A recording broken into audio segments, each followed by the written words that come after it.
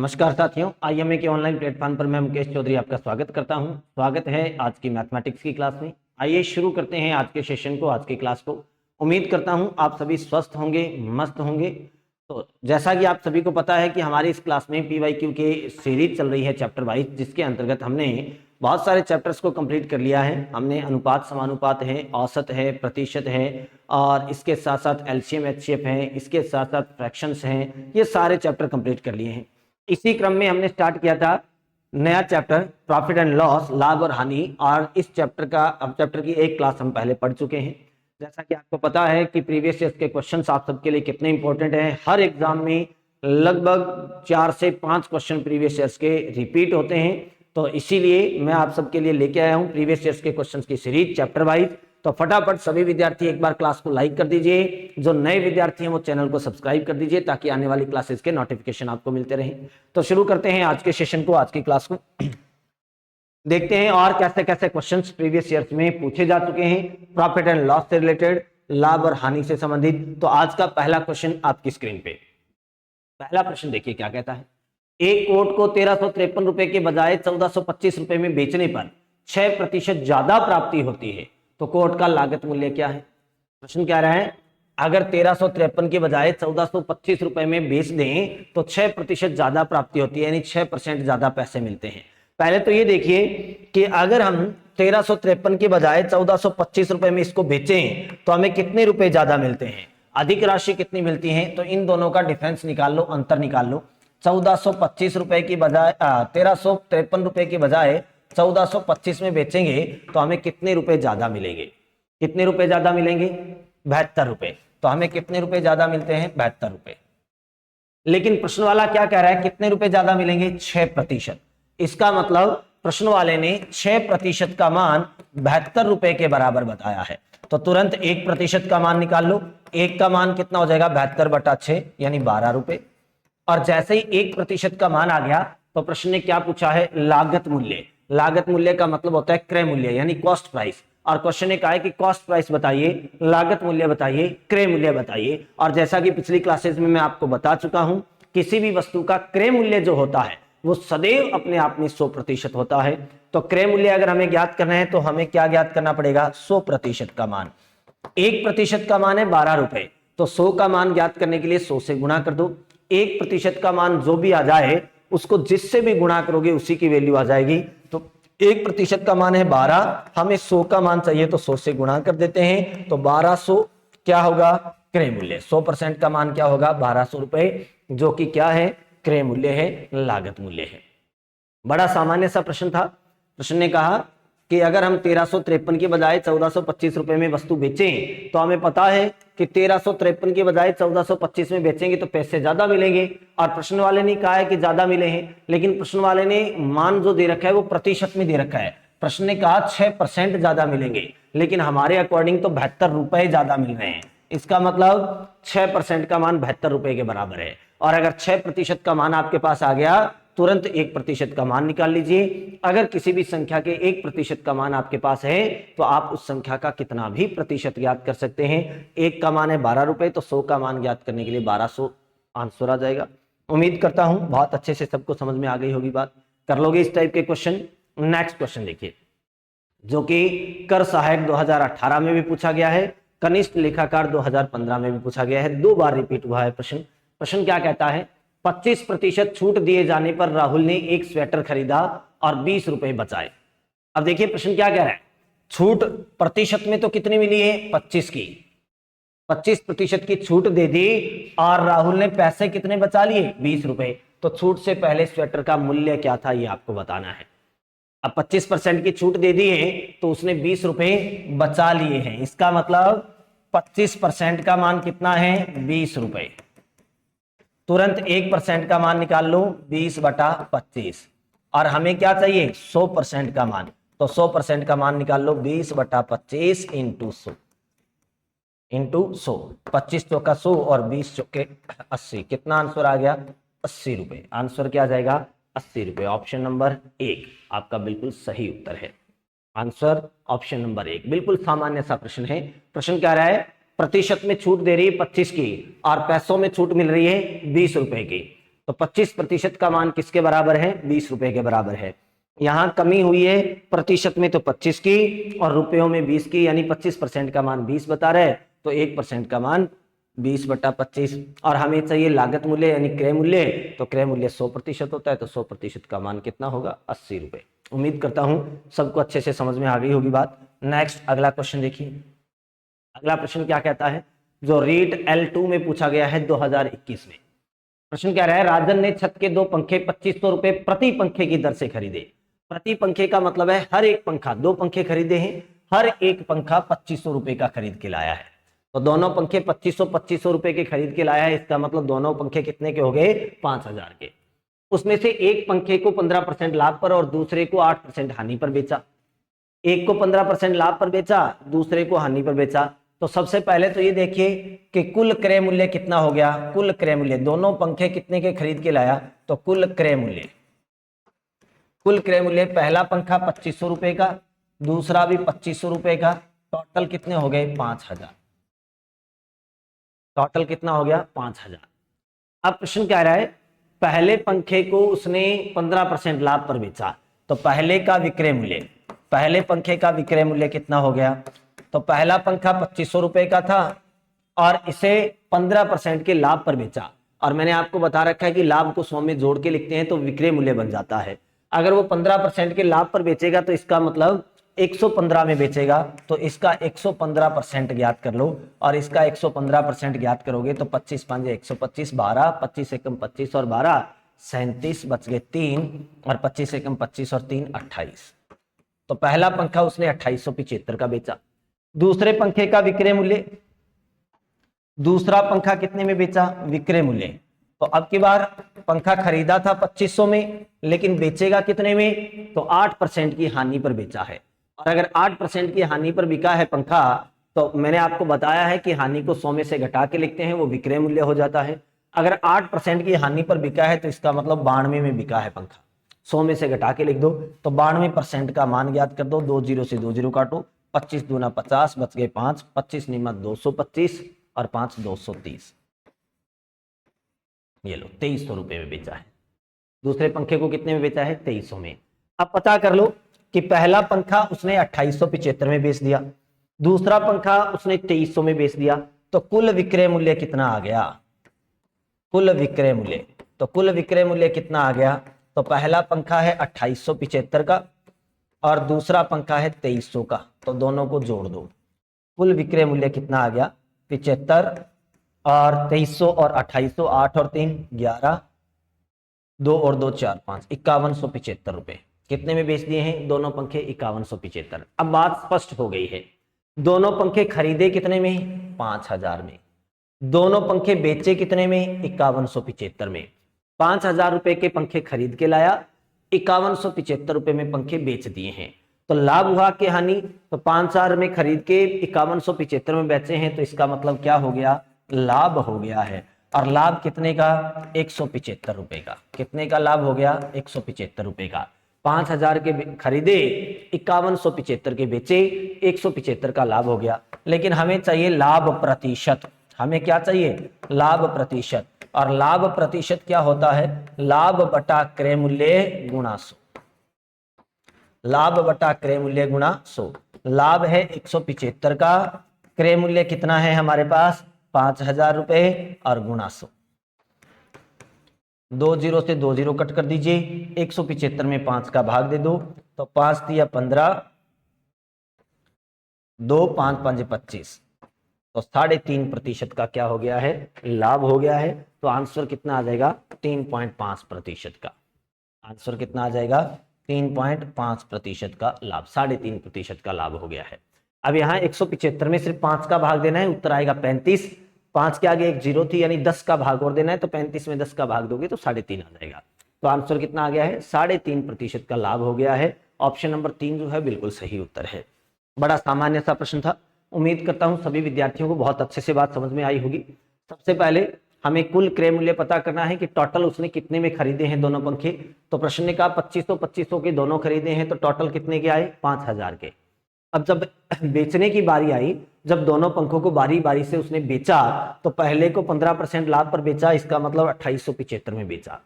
दूसरे को 8% हानि पर बेचा, इसका मतलब 2300 में बेचा। अब पहला 2875 का है, दूसरा 2300 का है, तो टोटल कितने में बिक गए? 5175 में। अब पंखे खरीदे थे 5000 में, बेच दिए 5175 में, तो इसका मतलब लाभ कितना हो गया? 175 रुपए। और मैंने आपको बताया था कि चाहे लाभ हो चाहे हानि, दोनों की गणनाएं क्रय मूल्य के आधार पर ज्ञात की जाती है। अब लाभ और हानि का जब प्रतिशत ज्ञात करते हैं तो लाभ या हानि को ऊपर लिखते हैं, क्रय मूल्य को नीचे लिखते हैं, और मान प्रतिशत में चाहिए तो गुणा में 100 लगा देते हैं। सॉल्व करोगे आंसर आएगा 3.5%, 3.5%। तो आंसर है 3.5% का लाभ। उम्मीद करता हूं अच्छे से समझ में आ गई होगी बात। 2021 में रीट के एग्जाम में पूछा गया प्रश्न है। नेक्स्ट अगला क्वेश्चन देखिए, 2018 में रीट में पूछा हुआ है। एक टेलीविजन विक्रेता ने 9600 रुपए की दर से 2 टेलीविजन बेचे। उसने कहा एक टेलीविजन विक्रेता ने 9600 रुपए की दर से 2 टेलीविजन बेचे। अब प्रश्न ने कहा दर से, इसका मतलब है दोनों ही 9600 के हैं। दोनों टेलीविजन कितने कितने के हैं? पहला 9600 रुपए का बेचा है तो दूसरा भी 9600 रुपए का ही बेचा है। दोनों के इंडिविजुअल जो वैल्यू है वो 9600 है, अलग अलग जो इनका रेट है वो 9600 रुपए है। उनमें से एक टेलीविजन पर 20% का लाभ और दूसरे पर 20% की हानि हुई, तो इस सौदे में कितने प्रतिशत लाभ अथवा हानि हुई आपको बताना है। 2 टेलीविजन है, दोनों को 9600 रुपए में व्यक्ति ने खरीदा है, सॉरी दोनों को बेचे हैं 9600 पे, लेकिन पहले को जब 9600 रुपए में बेचा तो उस पर 20% का लाभ हुआ था, और दूसरे को जब 9600 में बेचा तो उस पर 20% की हानि हुई थी। लाभ भी 20% का है, हानि भी 20% की है, तो इस पूरे सौदे में उसे कितने परसेंट का लाभ अथवा हानि हुई है ये बताना है। तो मैं यहाँ आपको एक बहुत अच्छी सी अप्रोच बता रहा हूँ, ध्यान से सुन लेना। ऐसा क्वेश्चन डायरेक्ट आता है एग्जाम में, और जो मैं अप्रोच बताने जा रहा हूं उस अप्रोच से आप न केवल लाभ अथवा हानि प्रतिशत ज्ञात कर सकते हो, बल्कि लाभ की राशि, हानि की राशि, कुल क्रय मूल्य, कुल विक्रय मूल्य, सारी बातें पता कर सकते हो। आपको इसी प्रश्न में लाभ या हानि प्रतिशत पूछ सकता है, आपको इसी प्रश्न में लाभ की राशि यानी पैसों में कितना लाभ हुआ है वो पूछ सकता है, इसी प्रश्न में कुल क्रय मूल्य पूछा जा सकता है। चाहे प्रश्न वाला कुछ भी पूछ ले, आप सारी बातें ज्ञात कर सकते हो। और वो फाइनल अप्रोच क्या है ध्यान से सुनिए। बहुत ही सामान्य सा तरीका बता रहा हूं, बहुत ही सिंपल सा मेथड बता रहा हूं इस प्रकार के प्रश्नों में। बस आपको ये ध्यान रखना है, एक बात नोट लगा के लिख लीजिए। और क्या ध्यान रखना है? जब किन्हीं दो वस्तुओं का, जब दो वस्तुओं का, ध्यान रखना, जब दो वस्तुओं का विक्रय मूल्य समान हो, ये ध्यान रखना, कंडीशन है ये, विक्रय मूल्य सेलिंग प्राइस इक्वल हो। जब किन्हीं दो वस्तुओं का विक्रय मूल्य समान हो, सेलिंग प्राइस क्या होना चाहिए? इक्वल होना चाहिए।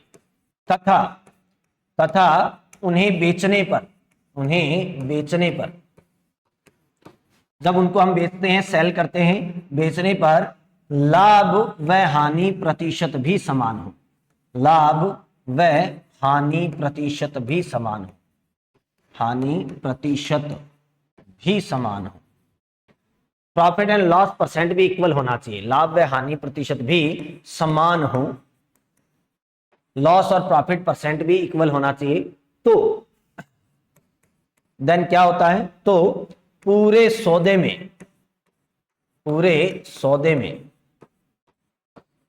सदैव हानि होती है, ध्यान रखना, सदैव हानि होती है। ये बात हमेशा याद रखना। और ये बात हमने परसेंटेज में पॉइंट नंबर 3 में पढ़ी थी। जब मैंने आपकी क्लास में प्रतिशत का चैप्टर पढ़ाया था तो मैंने 3 पॉइंट लिखवाए थे, और 3rd पॉइंट में हमने यही पढ़ा था प्रतिशत में कि जब वृद्धि तथा कमी प्रतिशत दोनों समान होती हैं तो अंतिम परिणाम में सदैव क्या होती है? कमी होती है। और कितने की कमी होती है ये बहुत अच्छे से मैंने कैलकुलेट करना सिखाया था। वही बात यहाँ है, इसी पॉइंट का यूज यहाँ करना है, उसी पॉइंट का यूज यहाँ करना है। तो यहाँ मैंने क्या लिखा है? जब किन्हीं दो वस्तुओं का विक्रय मूल्य समान हो, मैं इंडिकेट कर देता हूं यहाँ, इन बातों का विशेष तौर पे ध्यान रखोगे। विक्रय मूल्य समान हो, सेलिंग प्राइस इक्वल होना चाहिए, और उन्हें सेल करने पर, उन्हें बेचने पर लाभ व हानि प्रतिशत भी समान हो, लाभ और हानि प्रतिशत भी क्या होना चाहिए, समान होना चाहिए। तो फिर पूरे सौदे में सदैव क्या होगी, हानि होगी। आपको विचार करने की आवश्यकता नहीं है, सोचने की जरूरत नहीं है। ऐसा प्रश्न जहां कहीं भी दिखाई दे, विक्रय मूल्य समान हो और लाभ व हानि का प्रतिशत भी समान हो, तो अंतिम परिणाम में सदैव हानि होगी। इस पूरे प्रोसेस में ऑलवेज क्या होगा, लॉस होगा। पूरे प्रोसेस में लॉस होता है, और लॉस होता कितना है, अगर आपको चाहिए कि हानि कितनी होगी, तो हानि प्रतिशत बराबर n² बटा 100। ये हानि का प्रतिशत ज्ञात करने का फॉर्मूला है। n का मतलब यहाँ पे क्या है, जितने का प्रॉफिट और लॉस गिवन है, जो लाभ और हानि आपको दे रखी है वो n है। तो लाभ और हानि आपको दे रखा है 20, तो n का मान यहाँ पे 20 है। तो n की जगह आप 20 पुट करोगे, 20 लिखोगे और कैलकुलेशन कर दोगे। अब इसके अकॉर्डिंग अगर कैलकुलेशन करेंगे तो देखिए प्रश्न ने कहा कि दो वस्तुओं का विक्रय मूल्य समान है, 9600 की बेची है, तो पहली कंडीशन कंप्लीट हुई, विक्रय मूल्य समान है। सेकंड उसने क्या कहा, लॉस और प्रॉफिट दोनों ही क्या है, 20-20% है। लाभ और हानि दोनों ही 20-20% है, तो लाभ और हानि भी समान है। तो हमें पता है कि इस पूरे सौदे में क्या होगा, पूरे प्रोसेस में उसको क्या होगा, हानि होगी। और हानि होगी कितनी, तो हानि का अगर वैल्यू पता करनी है तो हानि बराबर n² बटा 100। n का मान है 20, तो 20 का स्क्वायर बटा 100, और 20 का स्क्वायर कितना होता है, 400। 400 में 100 का भाग दोगे तो 2 0 से 2 0 काट दो, 4% की क्या हो जाएगी, हानि। तो इस प्रश्न का आंसर क्या आएगा, ऑप्शन नंबर 3, 4% की हानि। आपको पूरा कैलकुलेट करने की आवश्यकता नहीं है, कंप्लीट कैलकुलेशन करने की कोई जरूरत नहीं है। आप क्या करोगे, जब भी ऐसा कोई क्वेश्चन आए जिनमें दो वस्तुओं का विक्रय मूल्य समान हो, सेलिंग प्राइस इक्वल हो, उन्हें बेचने पर प्रॉफिट एंड लॉस भी इक्वल हो, लाभ और हानि भी बराबर हो, तो प्रश्न को देखते ही आंख बंद करके बता देना कि इस पूरे प्रोसेस में लॉस होगा, इस पूरे सौदे में हानि होगी। और अगर लॉस पूछे कि कितना हुआ, हानि कितनी हुई, तो n² बटा 100 कर देना। n का मतलब है जितने का लाभ और हानि दे रखा है वो n है, तो n² अपॉन 100 सॉल्व करोगे, लॉस परसेंट आपको पता चल जाएगा, हानि प्रतिशत आपको पता चल जाएगी। उम्मीद करता हूं सबको अच्छे से समझ में आ गई होगी बात, कर लोगे इस टाइप के प्रश्न। इस प्रोसेस को याद रखना, अगर आपको ये प्रोसेस याद रहती है तो आप यहाँ पे पता भी कर सकते हो कि हानि रुपयों में कितनी हुई है, हानि कितने रुपए की हुई है ये भी बता सकते हो। हमें पता है हानि 4% की हुई है, तो यहाँ 4% का मान निकाल देंगे। 4% की हानि पर वस्तु बिकी है, यानी 96 में बिकी है, तो 9600 और 9600 1,92,000, सॉरी 9600 और 9600 9,600 और 9,600 कितना होगा, तो 19,000 और 200, 19,200 हो जाएगा। तो उसके अंदर अगर हम 96 का भाग देंगे तो 1% की वैल्यू आ जाएगी 200, और हमें चाहिए 4% की वैल्यू, तो 800 रुपए। ठीक है, तो हानि रुपयों में कितनी हो गई, 800 रुपए। अगर क्रय मूल्य चाहिए तो क्रय मूल्य चाहिए तो आप क्या करोगे, 100% का मान ज्ञात कर दोगे। 1 का मान 200 है, तो 100 का 20,000 हो जाएगा। ठीक है, तो कुल क्रय मूल्य यहाँ 20,000 था, कुल विक्रय मूल्य यहाँ 19,200 था, 800 रुपए की हानि हो गई है। नेक्स्ट अगला क्वेश्चन, और देखते हैं कैसे कैसे क्वेश्चन पूछे जाते हैं। अगला प्रश्न क्या कहता है, कोई व्यक्ति x 100 रुपए की एक साड़ी को 10% के लाभ पर y को बेचता है, और y उसी साड़ी को 10% की हानि से z को बेचता है, तो z उस साड़ी को कितने रुपए में खरीदता है ये बताना है। बड़ा सिंपल सा क्वेश्चन है, बड़ी सिंपल सी प्रोसेस है। एक x है, एक y है, एक z है, तीन व्यक्ति हैं। x है वो 100 रुपए की साड़ी लेके आता है, तो ये लो x ने 100 रुपए की खरीदी, ये इस साड़ी को y को दे देगा, y को बेचेगा, और ये y को कितने में बेचेगा, 10% के लाभ पर। तो 100 रुपयों का 10% होता है 10 रुपए, तो 10 रुपए के लाभ पर बेचेगा। तो 100 की तो ये लेके आया था, 10 रुपए का लाभ कमा गया, तो 110 की बेच दी उसने। y को कितने की बेच दी, 110 की। अब y ने क्या किया, ये साड़ी आगे z को दे दी, और z को उसने क्या दी, 10% की हानि पर दी। तो 10% की हानि किसकी, 110 की, तो 110 का 10% कितना होता है, 11 रुपए। तो उसने 11 रुपए की हानि खा के आगे बेच दी। किसी भी संख्या का 10% निकालना है तो उस संख्या के अंत से एक अंक छोड़ो और पॉइंट लगा दो। मैंने ये प्रतिशत में बहुत अच्छे से बताया है। तो 110 का हमें 10% निकालना है, तो पीछे से एक अंक छोड़ो और पॉइंट लगा दो, तो कितना होता है, 11 रुपए। तो y ने 11 रुपए की हानि खा के ये साड़ी z को दे दी, तो 11 रुपए की हानि हो गई, तो 110 में से 11 घटा दो, तो कितने की दे दी, 99 की। तो z ने ये साड़ी कितने रुपए की ली, फिर 99 रुपए की। और यही प्रश्न ने पूछा है तो प्रश्न ने पूछा है कि जेड को ये साड़ी कितने की मिली, तो 99। ऑप्शन नंबर 1 बिल्कुल सामान्य सा प्रश्न था, सही उत्तर है 99 रुपीज। उम्मीद करता हूं अच्छे से सबको समझ में आ गई होगी बात। फटाफट एक बार सभी विद्यार्थी क्लास को लाइक कर दें, चैनल को सब्सक्राइब कर दें। जो अभी नए विद्यार्थी हैं वो चैनल को सब्सक्राइब कर दीजिए। अगला प्रश्न, अगला प्रश्न देखिए क्या कहता है। एक दुकानदार किसी वस्तु का मूल्य है जिसका वास्तविक मूल्य 100 रुपए है, 10% बढ़ाकर अंकित करता है। अब अंकित मूल्य से संबंधित कोई भी प्रश्न आता है, मैंने बहुत अच्छा प्रोसेस बताया आपको पिछली क्लास में।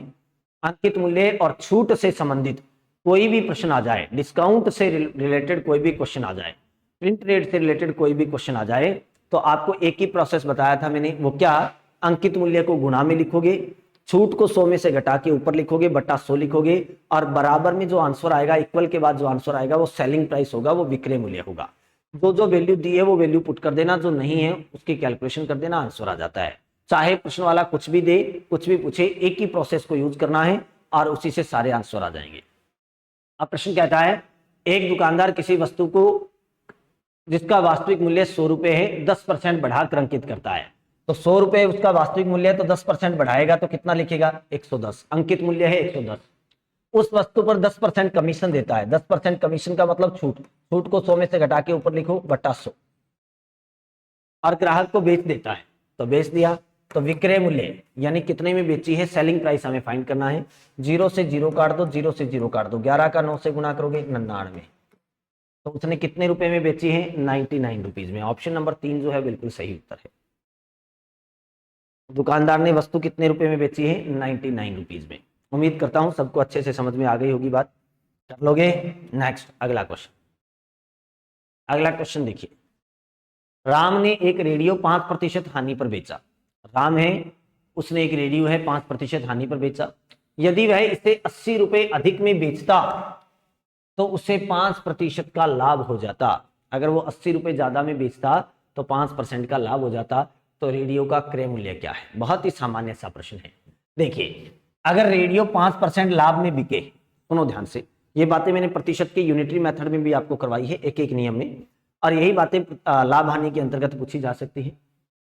अगर वो व्यक्ति इस रेडियो को 5% लाभ में बेचता तो कितने में रेडियो बिकता, 105 में, क्योंकि लाभ को 100 में जोड़ के लिखते हैं। लाभ 5% 100 में जोड़ के लिख दिया 105, ये विक्रय मूल्य बन गया। लाभ को अगर 100 में जोड़ के लिख दें तो वो विक्रय मूल्य बन जाता है। हानि को 100 में से घटा के लिखते हैं तो वो विक्रय मूल्य बन जाता है। अगर 5% लाभ पर रेडियो बिकता तो 105 में बिकता, और अगर 5% की हानि पर बिकता तो 95 में सेल होता, 95 में बिकता, क्योंकि हानि को 100 में से घटा के लिख देते हैं। और प्रश्न ने कहा है कि इन दोनों का डिफरेंस, इनका जो डिफरेंस है वो 80 रुपीज के इक्वल होना चाहिए। इन दोनों का अंतर 80 रुपए के बराबर होना चाहिए। क्यों, क्योंकि 5% की हानि पर बिकेगा तो 95 में बिकेगा, और 5% के लाभ पर बिकेगा तो 105 में बिकेगा। और प्रश्न कह रहा है 80 रुपए ज्यादा में बिकना चाहिए, यानी इन दोनों विक्रय मूल्यों का अंतर है वो 80 रुपए होना चाहिए। सॉल्व कर दो, 105% और 95% का अंतर निकाल दो तो कितना होता है, 10%, और 10% का मान कितना है, 80।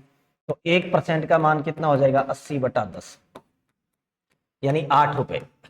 और अगर 1% का मान आ गया तो हमें क्या ज्ञात करना है, क्रय मूल्य। और मैंने आपको बताया है विद्वानों कि क्रय मूल्य जो होता है वो अपने आप में सदैव कितना होता है, 100% होता है। तो 1% का मान अगर 8 रुपए है तो हमें चाहिए 100% का मान। 1 का मान 8 है तो 100 का मान कितना हो जाएगा, 8 से गुणा कर देंगे तो क्रय मूल्य कितना हो जाएगा, 800 रुपए। कितना हो जाएगा, 800 रुपए। ये आपका आंसर आ गया। उम्मीद करता हूं अच्छे से सबको समझ में आ रही होगी बात। कर लोगे तो ऑप्शन नंबर 1 जो है वो बिल्कुल सही उत्तर है। कर सकते हो इस टाइप के क्वेश्चन। चलो नेक्स्ट आगे बढ़ते हैं। अगला क्वेश्चन, अगला क्वेश्चन देखिए क्या कहता है। सचिन ने अपना स्कूटर 20% की हानि से अंकुर को बेचा। अंकुर ने 20% का लाभ लेकर अनिल को बेचा। यदि अनिल ने उस स्कूटर के 4800 रुपए देता है तो सचिन के लिए स्कूटर का क्रय मूल्य कितना था। सुनिए इधर, सचिन है, दूसरा व्यक्ति है अंकुर, तीसरा व्यक्ति है अनिल। तीसरा व्यक्ति कौन है, अनिल। ये 3 लोग हैं। मान लो सचिन के पास ये स्कूटर 100 का था, तो इसने अपना स्कूटर 20% की हानि से अंकुर को बेच दिया। तो अंकुर को इसने कितने में बेचा, 80 में। 20 रुपए की हानि खा गया। अब अंकुर ने 20% का लाभ अनिल को बेच दिया, तो अंकुर ने 20% का लाभ कमाया, तो 80 का 20% कितना होता है 16 रुपए। 16 रुपए के लाभ पर अनिल को बेचा तो 96 में बेचा। अनिल को कितने में बेचा 96 में। लेकिन प्रश्न वाला कह रहा है कि अनिल के पास तो 4800 रुपए में आया, ये कितने में आया है 4800 में। प्रश्न कह रहा है कि अनिल ने तो 4800 रुपए दिए स्कूटर के, हमारे अनुसार 96 दे रहा है और प्रश्न वाला कह रहा है 4800। इसका मतलब 96 का मान 4800 के बराबर है, तो 1 का मान कितना हो जाएगा 4800 बटा 96। 48 एकम 48, 48 दूना 96, 2 एकम 2, 50 दूनी 100, तो 1 का मान कितना आ गया 50। हमें किसका मान चाहिए सचिन का मान चाहिए, और सचिन के पास वैल्यू कितनी है 100, तो सचिन ने ये कितने का खरीदा, तो सचिन की वैल्यू अगर पता करनी है तो सचिन के पास रुपए है 100, 1 का मान अगर 50 है तो 100 का मान कितना हो जाएगा 5000। तो सचिन ने स्कूटर कितने में खरीदा था 5000 में खरीदा था। सचिन ने कितने में खरीदा था 5000 में। ऑप्शन नंबर 2 है वो बिल्कुल सही उत्तर है। आंसर क्या आएगा ऑप्शन नंबर 2 5000 रुपए। उम्मीद करता हूं अच्छे से सबको समझ में आई होगी बात, कर लोगे इस टाइप के क्वेश्चंस। नेक्स्ट अगला प्रश्न, अगला प्रश्न देखिए क्या कहता है। एक व्यापारी अपने सामान पर 25% मूल्य बढ़ाकर अंकित करता है। एक व्यापारी है वो अपने सामान पर 25% मूल्य बढ़ाकर अंकित करता है।